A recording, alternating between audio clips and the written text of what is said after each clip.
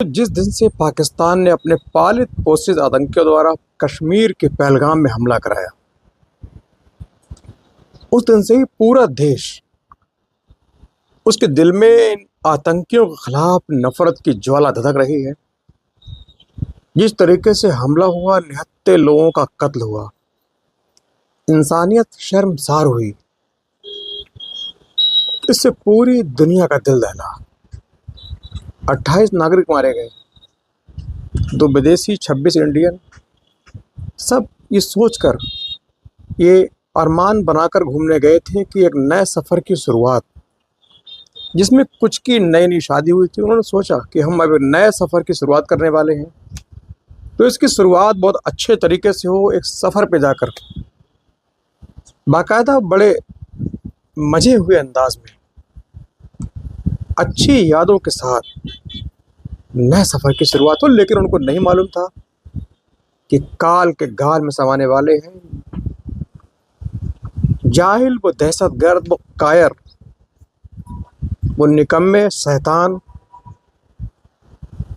उनका वहाँ बेसब्री से इंतज़ार कर रहे हैं। शायद उनकी आखिरी यात्रा होगी, उनको नहीं मालूम था। बड़े आराम से अपने फैमिली के साथ घूम रहे थे कश्मीर की वादियों का, ख़ास तौर से पहलगाम के उस इलाके का जहाँ पर यह कत्लेआम हुआ। इसको इंडिया का स्विट्ज़रलैंड कहा जाता है। इतनी खूबसूरत जगह। चूँकि मैं खुद इंडियन आर्मी में रहा हूँ, मैंने आर्मी में रहकर, कश्मीर में रहकर स्पेशल जो ऑपरेशंस ग्रुप है उसमें रहा हूँ, राष्ट्रीय राइफल में रहा हूँ, तो मैं इस इलाके में रहा हूँ। मैंने खुद देखा है कितना खूबसूरत इलाका है। देश दुनिया के तमाम जो पर्यटक वहाँ घूमने आते हैं। लेकिन जब से हमला हुआ है, तब से पूरी दुनिया में एक आतंकवाद के खिलाफ नफरत का जो माहौल बना, लोगों में कहीं न कहीं एक भय का मैसेज गया कि कश्मीर में किसी वक्त भी इंसान की जान जा सकती है। और तभी से पूरे देश में मांग हो रही है। ख़ास तौर से भारतीय मीडिया दिन रात इस मांग में है कि अब कैसे युद्ध शुरू किया जाए। बाकायदा मीडिया तो ये दिखा भी रहा है, फर्जी खबरें दिखा रहा है कि सेना तैनात हो गई है, कुछ ही देर में मिसाइल छूटने वाली है, युद्ध होने वाला है। और बड़ी बात यह है कि इनमें से कोई भी शख्स ऐसा नहीं है जो इंडियन आर्मी से हो या भारतीय सेना में उसने सेवा की हो, भारतीय सेना को जानता हो, देश के बारे में जानता हो। वो लोग बाकायदा अपने घरों में बैठकर, स्टूडियो में बैठकर युद्ध की घोषणा कर रहे हैं। ये बहुत ही चिंतनीय है। दोस्तों, युद्ध किसी भी मसले का, किसी भी मुद्दे का हल नहीं है। युद्ध में दोनों देशों से सेना मारी जाती है। जो मेन कसूरवार हैं, जो गुनहगार हैं, उन पर कोई फर्क नहीं पड़ता।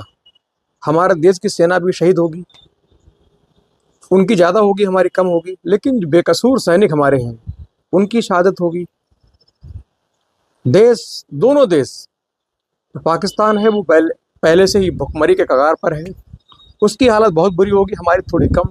लेकिन युद्ध से दोनों देशों की जो आर्थिक स्थिति है, जो इकोनॉमी है, बहुत बड़े लेवल पर डैमेज हो जाती है। आर्थिक स्थिति दोनों देशों की खराब होती है, देश 10-20 साल पीछे पहुंच जाता है। जब युद्ध किसी मसले का हल है ही नहीं, क्योंकि मैं सेना से हूँ, मैं सेना के बारे में, युद्ध के बारे में, और युद्ध किन परिस्थितियों में लड़ना जरूरी है, किन हालात में युद्ध की जो डिक्लेरेशन है, यानी जो घोषणा है होती है, उनसे मैं अच्छी तरीके से वाकिफ हूँ। तो दोस्तों, मैंने कहा युद्ध किसी मसले का हल नहीं है।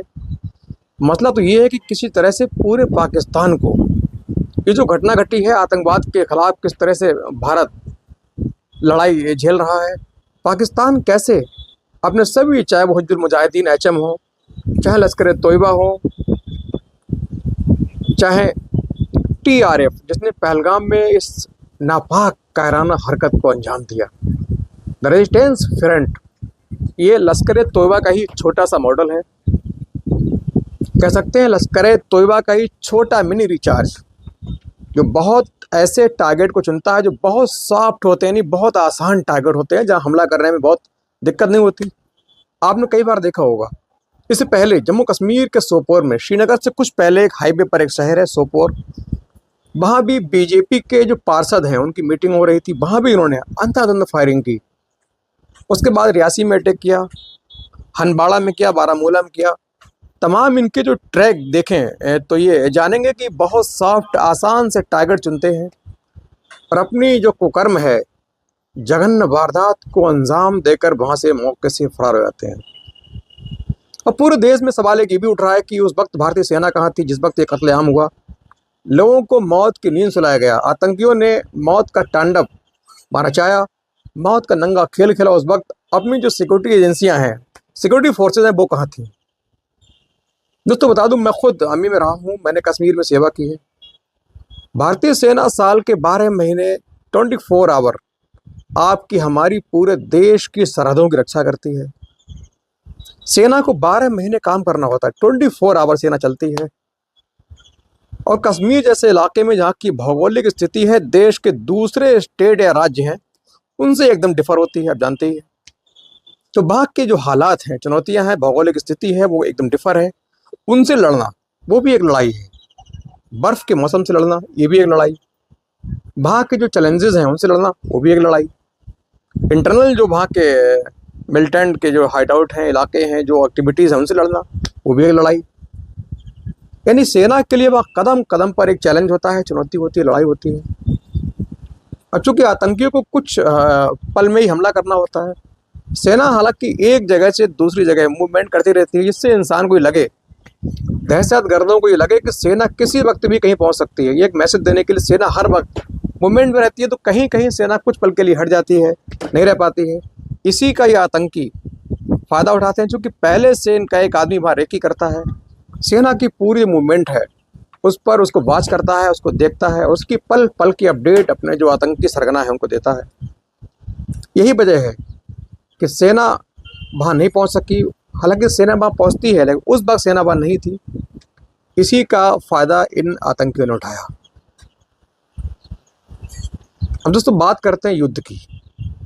इस वक्त नेशनल चैनल तमाम दिन रात जद्दोजहद कर रहे हैं, उठापटक कर रहे हैं। इवन यहाँ तक कि वो लड़ाई के हालात पैदा कर चुके हैं बॉर्डर पर। उनकी तरफ से उनकी बात मानी जाए तो सेना लग चुकी है, मिसाइल बस छूटने वाली है। ऐसे हालात में देश कहाँ जाएगा, ये अंदाज़ा है।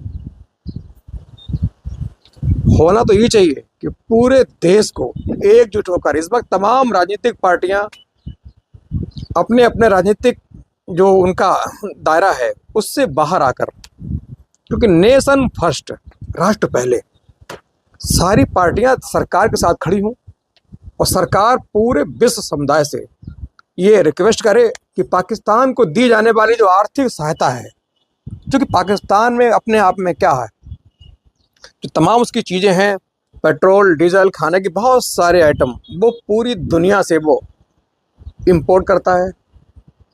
इसीलिए भारत को इन आतंकी घटनाओं को पूरे विश्व के सामने रखकर उसको कूटनीतिक तरीके से उसकी आर्थिक जो स्थिति है उसको बिल्कुल ख़राब किया जाए। पूरे विश्व के जो राष्ट्राध्यक्ष हैं उनके सामने एक मीटिंग रखी जाए, उनसे कहा जाए कि भाई ये पाकिस्तान है, कायराना हरकत कर रहा है। क्योंकि इस बार और मौका अच्छा है, क्योंकि 2 विदेशी नागरिक बेचारे वो इस हमले में मारे गए। तो ये मौका है उन राष्ट्राध्यक्षों को भी मैसेज देने का, उन देशों को भी कि देखिए आपके भी सैनिक मारे गए, आपके जो, माफ़ी चाहूँगा, बेकसूर जो टूरिस्ट थे, नागरिक मारे गए। लिहाजा पाकिस्तान को दी जाने वाली हर आर्थिक मदद को बंद किया जाए। और दोस्तों ये एक ऐसा कदम होगा जिससे पाकिस्तान में खलबली मच जाएगी। बिना युद्ध लड़े ही, युद्ध से भी भयावह हालात, युद्ध से भी भयंकर, वार से भी खतरनाक हालात पाकिस्तान के अंदर पनप जाएंगे। और सच्चे मानों में यही एक श्रद्धांजलि होगी उन हमारे नागरिकों को जो बेकसूर निहत्थे नागरिक हमारे कश्मीर में नरसंहार का शिकार हुए। पाकिस्तान एकदम बर्बाद होगा, विश्व से उसको मदद नहीं मिलेगी, दुनिया उस पर कंट्रोल करेगी, उसको दी जाने वाली चीज़ें हैं उनमें कटौती करेगी। तो निश्चित तौर पर पाकिस्तान बिलबिलाएगा, इतना रोएगा कि उसके आंसू खत्म हो जाएंगे। युद्ध होने से कोई फर्क नहीं पड़ने वाला है। युद्ध से यह है कि देश दोनों को नुकसान है, हमको भी उसको भी। देश के बेकसूर जो सैनिक हैं वो शहीद होंगे, कितनी जो बहन बेटियां हैं वो विधवा होंगी, कितने बच्चे यतीम होंगे। अंदाज़ा है आपको। इस स्टूडियो में बैठकर दिन रात युद्ध युद्ध युद्ध करवा रहे हो, युद्ध के हालात पैदा करवाना अरे क्या आपको लड़ना है युद्ध? आपको नहीं लड़ना ना, सेना को लड़ना है। ये सेना का तरीका है। सेना के अध्यक्ष हैं जो आर्मी चीफ हैं, उनका सरकार के डिफेंस एक्सपर्ट हैं, उनके साथ बातचीत होती है। उनको तय करना होता है किन हालात में युद्ध लड़ना होता है। युद्ध कोई गुड्डा गड़िया का या स्टूडियो में बैठकर ये जो गेस्ट बैठते हैं फिर हिंदू मुस्लिम के नाम पे वहां लड़ाई होती है स्टूडियो में, एक गंदा खेल चलता है, इसका नाम युद्ध नहीं है। युद्ध दो सेनाओं के अस्तित्व, उनकी अस्मिता, उनके सम्मान, उनकी आर्थिक स्थिति, उनकी इकोनॉमी, उससे जुड़ा मुद्दा होता है जो बहुत ही हाइपर सेंसिटिव होता है। इसीलिए युद्ध करने से बचिए। आप नेशनल मीडिया में बैठकर देश को किस राह पर ले जाना चाह रहे हैं? आपको युद्ध का मतलब मालूम है? आपको मालूम है युद्ध में कितनी नफरी होती है? युद्ध किस प्रकार लड़ा जाता है? और युद्ध के जो भयावह नतीजे होते हैं वो क्या है आपको मालूम है? जिसके तौर पर आपको कुछ नहीं मालूम। दोस्तों, वीडियो बनाने का मतलब ये है कि देश में इस वक्त मुश्किल है। पाकिस्तान के खिलाफ पूरे विश्व समुदाय को हमारी सरकार द्वारा, हमारे विपक्ष द्वारा, पूरे देश दुनिया में ये एक माहौल बनाया जाए, एक मसौदा तैयार किया जाए कि पाकिस्तान को जो दुनिया से मदद मिलती है, उसको रसद मिलता है, राशन मिलता है, सामान मिलते हैं, आइटम मिलता है, लोन मिलता है, कर्ज मिलता है, तेल डीजल मिलता है, उस पर भारी मात्रा में कटौती हो, उस मदद पर रोक लगाई जाए। इससे पाकिस्तान अपने आप तिल मिला के रोएगा, गिड़गड़ाएगा। उसकी हालत वैसी होगी जैसे एक पिंजड़े के अंदर तोते की। जिसके तौर पर ये जो हमला है, हम सबके ऊपर हमला है, हम सबकी अस्मिता, अस्तित्व, सबकी इज्जत सम्मान पर हमला है, सबकी सुरक्षा पर हमला है। लेकिन अब मंथन करना होगा इस चीज़ का कि आगे भविष्य में ऐसे हमले ना हो, ऐसी घटनाएं ना हो, इसके लिए क्या कदम उठाए जाएं। सेना का जो डिप्लॉयमेंट है खास तौर से इन सेंसिटिव पॉइंट पर और बढ़ाना होगा। हालांकि सेना हर कदम पर तैनात है, सेना की कोई दिक्कत नहीं है, लेकिन सेना को और ज़्यादा इन जो जैसे टूरिस्ट इलाके हैं, आगे पहलगाम यात्रा शुरू होने वाली है, अब सेना को बहुत ज़्यादा काम करना होगा, बहुत ज़्यादा सेंसिटिव पॉइंट पर नज़र रखनी होगी। हालांकि सेना, मैंने बताया, मैंने खुद वहाँ ड्यूटी की है, साल के 12 महीने 24 घंटे बर्फ़ में, पानी में, गंदगी में, गुबार में रहकर पूरे देश के यात्रियों की, देश की, कश्मीर की सुरक्षा करती है। खुद सेना जागती है तो आप सोते हैं, वो वहाँ भूखे रहते हैं तो आप खाना खाते हैं। ये हमारी सेना की निशानी है, हमारी सेना की ये पहचान है। लिहाजा युद्ध से बचने में ही भलाई है।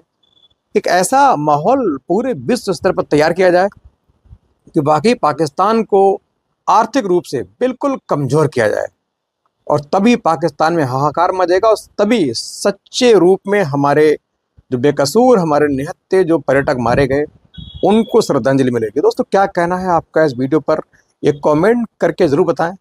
अच्छा लगा और चैनल को फॉलो एंड सब्सक्राइब जरूर।